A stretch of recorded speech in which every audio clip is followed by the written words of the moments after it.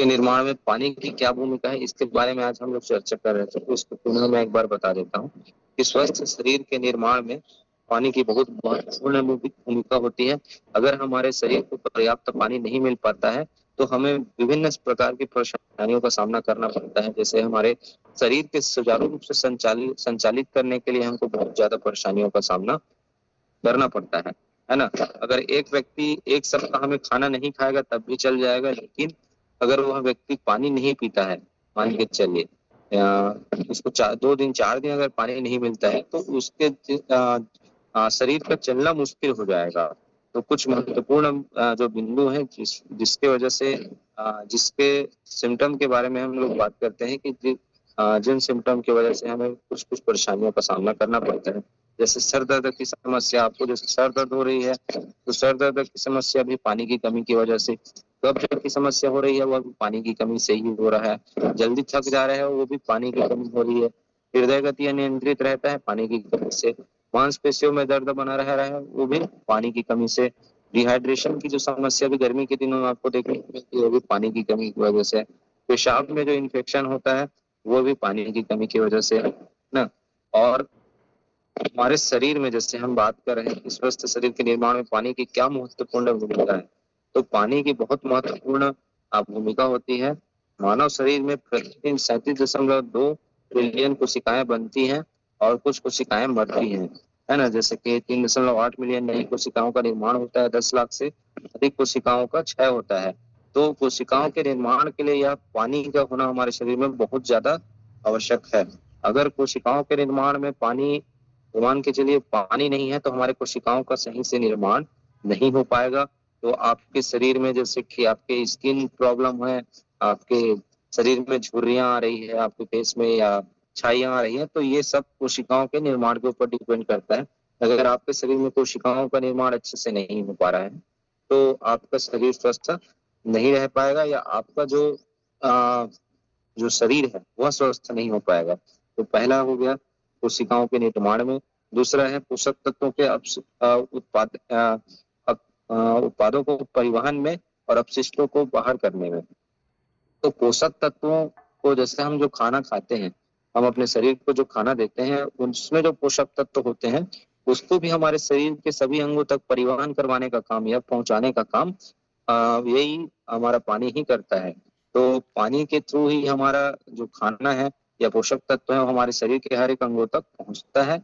Just उसके उसके बाद यह जो भी हम पोषक तत्व पहुंचता है तो हमारे शरीर में पोषक तत्वों के पहुंचने के बाद में जो अपशिष्ट बचता है तो उन अपशिष्टों को भी बाहर निकालने का काम भी यही पानी ही करता है।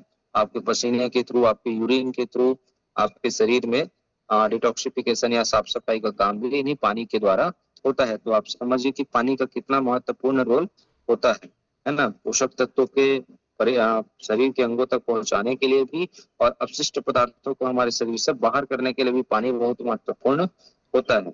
तो यह बहुत महत्वपूर्ण प्रक्रिया होती है।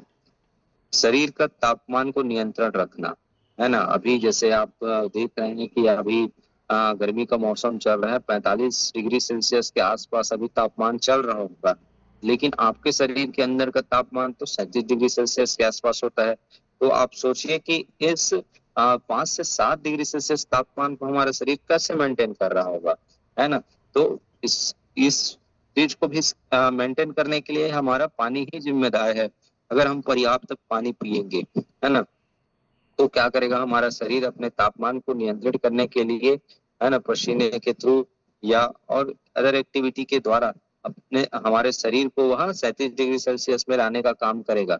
लेकिन सोचिए अगर आपके शरीर में पानी नहीं है, तो पानी नहीं रहेगा तो ये सारी प्रक्रिया नहीं होंगी और आप जो मौसम के तापमान है उसके अकॉर्डिंग आप अपने शरीर का संचालन नहीं कर पाएगा। आपका शरीर मतलब 37 डिग्री सेल्सियस को मेंटेन नहीं कर पाएगा। तो ये बहुत महत्वपूर्ण चीज है। इसके लिए पानी हमारे शरीर को तापमान को नियंत्रित करने के लिए बहुत महत्वपूर्ण है। तो ये पानी की यह महत्वपूर्ण भूमिका है। उसके बाद में है जोड़ों और अंगों की सुरक्षा। आपके शरीर में जो जोड़ है, जैसे अभी 60+ लोगों में जोड़ों की समस्या बहुत ज्यादा है, तो आपके जोड़ों के स्वास्थ्य के लिए भी पानी ही जिम्मेदार होता है। पानी क्या करता है कि जोड़ों के बीच में जो पतली परत होती है ना, पतली परत सी बनी होती है, जिसमें घर्षण होता है, जॉइंट होता है ना, जिसमें घर्षण होता है, उसमें आसानी से लिक्विड बन सके, उसको जॉइंट को चलने के लिए आसानी से लिक्विड बन सके, इसके लिए भी पानी जिम्मेदार होता है। अगर पर्याप्त पानी शरीर में नहीं होगा तो ये आपके जोड़ों में जो जॉइंट में जो घर्षण है या उसमें जो बनने वाले जो लिक्विड है वो अभी नहीं बन पाता है। तो ये भी बहुत इंपॉर्टेंट रोल अदा करता है पानी की, आपके जोड़ों के स्वास्थ्य के लिए भी जिम्मेदार होता है। उसके बाद है आपकी पाचन। अगर सोचे कि आप खाना बस खाएंगे और पानी नहीं पिएंगे तो कितना भारी भरकम आपको नुकसान हो सकता है। तो पाचन के लिए भी जिम्मेदार पानी ही है। अगर आप भोजन ले रहे हैं, अगर पानी आपके शरीर में सही मात्रा में नहीं पहुंच पा रहा है तो पाचन की प्रक्रिया भी आपकी अच्छी नहीं हो पाएगी, जिसके कारण से आपके शरीर में गैस, एसिडिटी, कब्ज जैसी समस्याएं बनी रहेंगी। आपके स्टूल को पास करने में आपको प्रॉब्लम होगी, आपके एंजाइम और हार्मोन्स को भी एक्टिवेट या काम करने में परेशानियां होंगी। तो बहुत सारे समस्याएं आपके पाचन संबंधित चीजों से जुड़ी हुई हैं।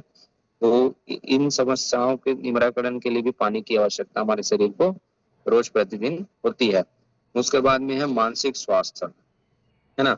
मानसिक स्वास्थ्य को अच्छा रखने के लिए भी हमें पानी की भरपूर आवश्यकता होती है।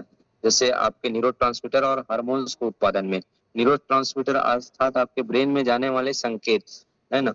जब आप पर्याप्त मात्रा में पानी पिएंगे, आपके शरीर में पर्याप्त मात्रा में मिनरल्स होंगे, तब जाके आपके न्यूरोट्रांसमीटर सही से काम करेंगे और आपके ब्रेन को सही सूचना प्रदान करेंगे, मान के चलिए।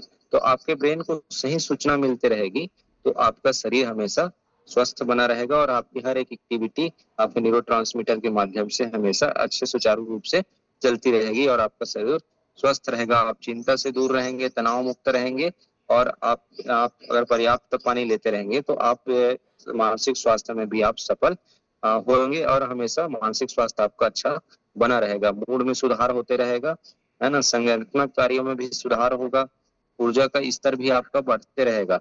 अगर पानी पर्याप्त मात्रा में आप लेते रहेंगे, आपके शरीर को पर्याप्त मात्रा में पानी देते रहेंगे तो आपकी ऊर्जा का स्तर भी बना रहेगा, आपके कार्य